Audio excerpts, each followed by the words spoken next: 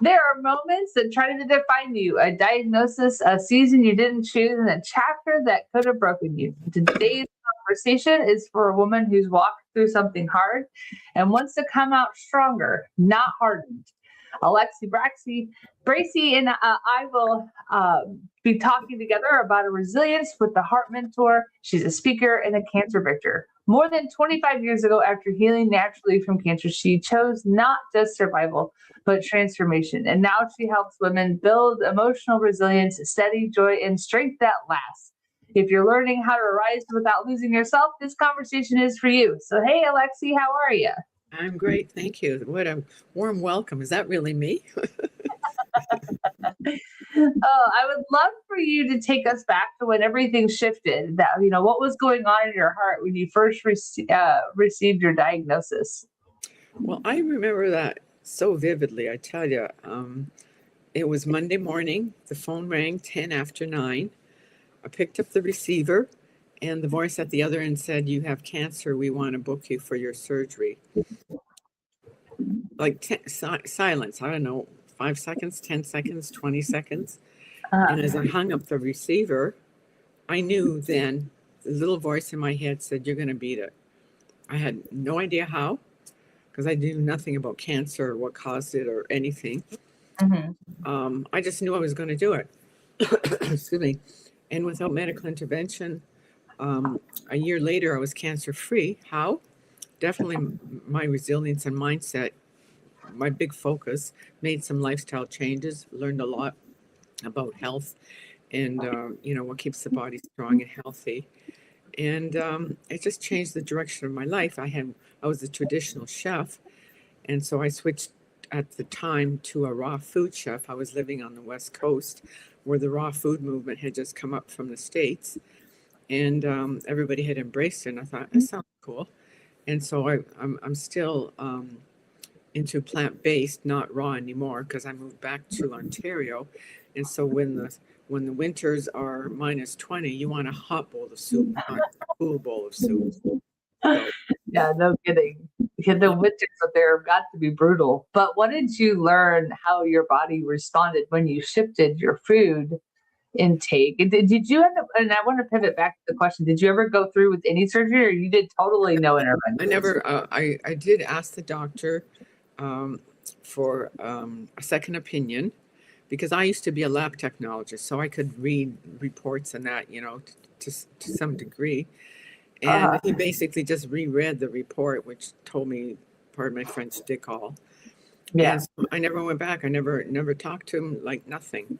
And so I just did it on my own. I had a friend that I had just met out there who introduced me to the raw food and introduced me to the toxins that control our health or our illness, that are around us, from toxic toiletries, cleaning products, what you sleep on, what you wear, your Mhm. cooking utensils, that kind of thing. And so it really opened my eyes, because just like most people, we have no idea we're using the things that we see advertised or at the store, not realizing that most of them are loaded with toxins that affect your internal organs and your health ultimately. So Mhm. it was a real big wake up call for me. Yeah, and when you use the phrase resilience with heart, what does that mean to you personally, not just professionally? Well, I use resilience not from what I learned in textbooks, but from my heart, from what I learned through experience. And most people think that your brain is in charge. It's not. It's your heart that is in charge. So another way you could say it is your intuition, your gut feeling, but it's your heart that dictates what you should or shouldn't do. And so, I really focus on the resilience with heart, to get your guidance, to really slow down, you get the direction of what I should do next. Um, whether it's some breathing exercises or just take some time off or do something kind for yourself or for somebody else. So it's your heart that I really focus on, that will dictate the outcome that you desire. by just listening to that. We all have that little voice that goes in our ears, in our mind, but it's really your voice that's telling you. It's that, like gut feeling, even though gut is not heart, but it's that intuitive feeling that, well, maybe I shouldn't really go there, or I shouldn't accept that invitation, or I don't really like what this doctor's suggesting. We always have that little voice that tells us, do this, don't do that, and maybe not yet, whatever. That's beautiful. So 25 years later, when you look back at that season, what do you see now that you couldn't see then? Well, it's just how our environment dictates um, our dictates us emotionally, mentally, and physically. From the news media. Right now, we're just bombarded by negative news about world instability. Storms.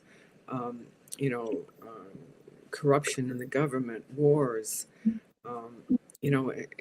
Because good news doesn't sell. It's always doom and gloom, which is putting the fear into people, which is a negative emotion, which lowers your frequency on the emotional scale, and because you want to vibrate at a higher frequency of joy, happiness, kindness, and then that affects you physically, because then you're going to eat crap. You're going to think, well, I'm going to die anyway, because the government's not going to support me in my old age, or whatever, and or there's a plague coming, and so you eat crap. You fill your mind with negative movies, listening to the media, listening to the news just before you go to bed, and you can't sleep, so you resort either to alcohol or to drugs. So it's we're just bombarded and controlled by the external environment around us, but there are venues where you can focus on the positivity, on the resilience, on the mindset, on breathing, stress reduction, mindfulness. There's the positive things are out there as well. You just have to maybe dig a little deeper. Yeah. Well, and keeping the news off doesn't mean that we are unaware of what goes on, but there's a way to stay informed and not be bombarded with the news cycle for sure. That's right. I noticed that I turned off the news. I don't know. It's probably been 15, 20 years now that I haven't. Doesn't mean I don't know what's going on. I'm very aware of what's going on, but I figure it out based upon ways of being informed without the bombardment of negativity. Oh, I totally agree with you. If there's anything really major happening, you can be sure that either somebody's going to call you or your neighbor's going to tell you. You'll find out. Yeah, exactly. So when reflecting on your journey from diagnosis to healing to mentoring other women, has there ever been a moment that you realize your story is bigger than you? Well, actually, it was very recently, because I had just a couple of years ago, I had an unfortunate accident that ended my career as a chef, which was my main source of income. And so I ended up moving 6 times in 1 year. I didn't know from one night to the next where I was going to sleep. I didn't sleep on the street. I just, went around to different friends' places. And that's where I learned resilience skills even more so. And just several years prior to that, while working at remote fishing lodges in northern Canada in the summer times for anywhere for 2 to 4 months, I learned that I had the gift to bring joy in the form of jokes. I worked at one particular lodge for 4 summers, and 90% of the fishermen were now repeats coming to the same lodge for all those years. They're now bringing their grandsons. And so I started telling jokes during the dinner time, because I'm certainly not going to talk to them about fishing. And then when they saw me the next year, they'd say, "Oh, Alexi, do you have any jokes?" And I'd say, and so I started collecting jokes. And then I took a public speaking course, and the facilitator let me always finish the presentation, whether it was mine or his lecture for the day, with a joke. And so I realized I have that gift to share jokes, because everybody needs a bit of a pick-me-up.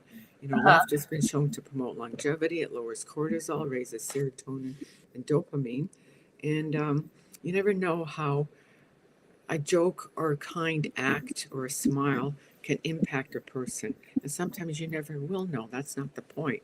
The point is, I share jokes because I love it when I see people's reactions because they're really surprised that it was a good joke or it really hit home. And that feeds my soul, you know. And they may go home and share with a loved one who's having a really bad day at home, and you don't know how you impact her too. So there's all sorts of things you can do, you know, with the resilience skills. That's what I mean with heart, because I focus on joy, and joy can be different things to different people in different ways. Mm-hmm. Well, do you have a good joke to share with the audience today? Okay, let me think here. Okay, Billy Graham just gets off his plane after a long speaking tour, and his chauffeur is there waiting to take him home. And so he says to the chauffeur, he says, you know, I've never driven a limo before. Do you think I could drive it for a while? And the driver says, yeah, no problem. So the two of them get in the limo. They're bombing down the highway. Billy's doing 50 and 60 and 70. And lo and behold, a state trooper spots him, stops the car. And when he goes up to the window and Billy rolls it down, he does a double take. And he says, excuse me for a minute. He goes back to his cruiser, calls his supervisor, and says, you know, there's different circumstances on when we give tickets. And I've got this unusual situation and I don't know what to do. And the supervisor says, is it a dignitary? He says, no, more important. He says, is it the president? Oh, no, more important. He says, well, then who is it? He says, I think it's Jesus because Billy Graham is his chauffeur. I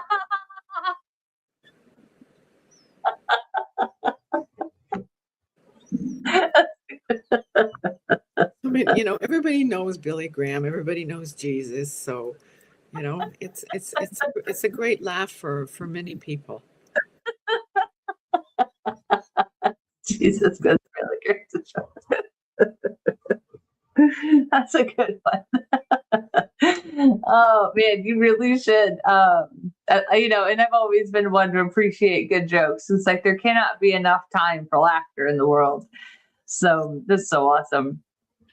I'd love for you to share one final answer. So for the woman listening right now who feels like she's in the middle of a storm, what would you want her to remember about who she is and even before the breakthrough comes? Actually, I just learned this the other day attending another presentation, and it really hit home.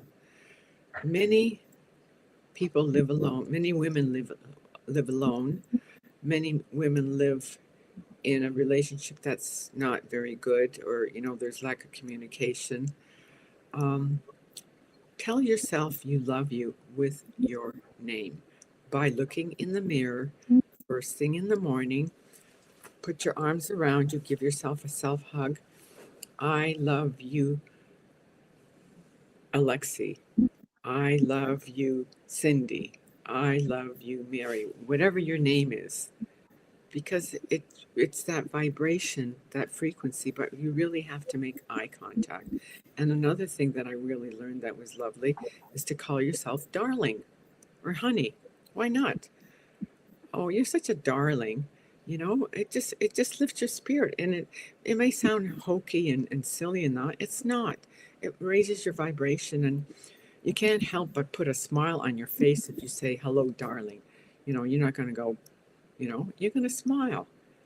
And then, like, you know, when you're walking down the street, when you look at somebody and smile, really make eye contact.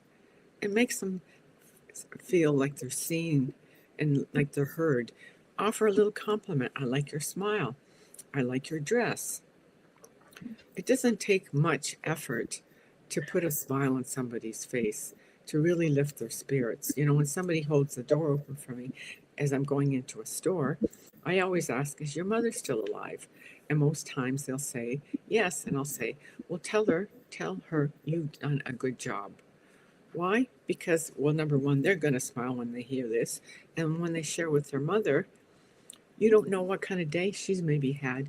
It will really lift her spirits. So like a little kind word, a gesture, a smile, eye contact goes a long way. Oh, that's awesome. Well, thank you so much, Alexi, for stewarding your story with such grace and strength today. What you've shared today is a reminder that resilience isn't about pretending we're unshaken. It's about choosing who we become in the shaking. And to the woman listening, your hardest chapter is not your final identity. You are not defined by the diagnosis, the loss, or the season. Healing is possible, joy is possible, and rising again is possible. And thank you for being with us today on Healed, Hold, Called. And if this conversation encouraged you, share it with the one who needs steady hope or even laughter. And we'll see you next time. Thanks again.